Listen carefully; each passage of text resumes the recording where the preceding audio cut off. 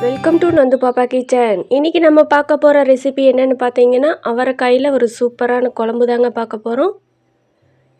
இந்த குழம்பு பார்க்குறதுக்கு முன்னாடி நம்ம சேனல் நந்து பாப்பா கிச்சனை சப்ஸ்கிரைப் பண்ணிவிட்டு பக்கத்தில் இருக்கிற பெல் ஐக்கானையும் கிளிக் பண்ணிக்கோங்க.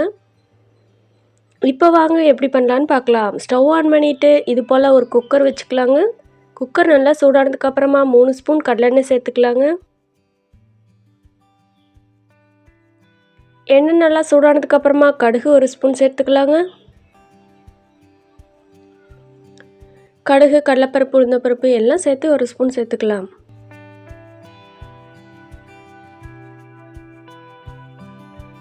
கடுகு நல்லா பொரிஞ்சதுக்கு பிறகு நான் இங்கே ஒரு பெரிய வெங்காயம் கட் பண்ணி வச்சுருக்கிறேங்க. அதையும் இதில் சேர்த்துக்கலாம்.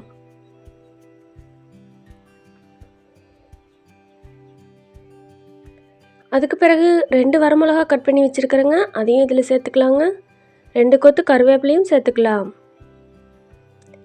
சேர்த்துட்டு எல்லாம் வதங்குற மாதிரி நல்லா கிளறி விட்டுலாங்க. அதுக்கு பிறகு நம்ம கட் பண்ணி வச்ச அவரைக்காவும் தேங்காய் பருப்பையும் இதில் சேர்த்துக்கலாங்க. தேங்காய் பருப்பு சேர்க்கும்போது கூடுதல் சுவையாக இருக்குங்க. இது போல் நீங்கள் குழம்பு செஞ்சுருக்கவே மாட்டீங்க, கண்டிப்பாக ட்ரை பண்ணி பாருங்கள். நீங்கள் அவரைக்காயில் பொரியல் செய்கிறதுக்கு பதிலாக இது போல் செய்யலாங்க. டேஸ்ட்டு ரொம்பவே சூப்பராக இருக்கும். இது போல் ஓரளவு வதங்கி வந்ததுக்கு பிறகு இதுக்கு தேவையான உப்பு சேர்த்துக்கலாங்க. 1/2 ஸ்பூன் கல்லுப்பு சேர்த்துக்கலாம். 1 ஸ்பூன் மல்லித்தூள், 1 ஸ்பூன் மஞ்சள் தூள் சேர்த்துக்கலாங்க. இது ரெண்டையும் சேர்த்துட்டு நல்லா கிளறி விட்டுறலாங்க.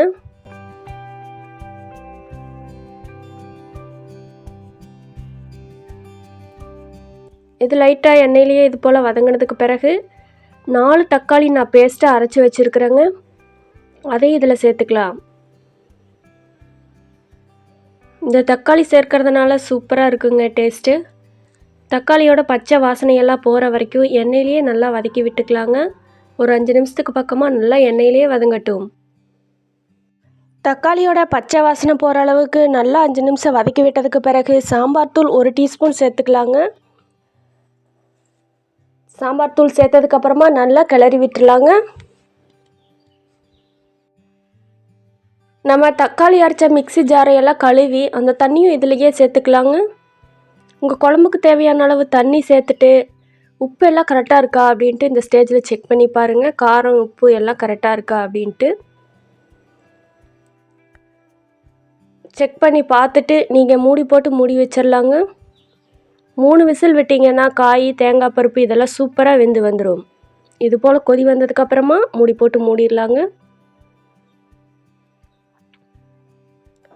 3 விசில் வந்ததுக்கு பிறகு நீங்கள் நீக்கி பார்த்தீங்கன்னா அருமையான அவரைக்காய் குழம்பு சூப்பராக ரெடி ஆயிருங்க.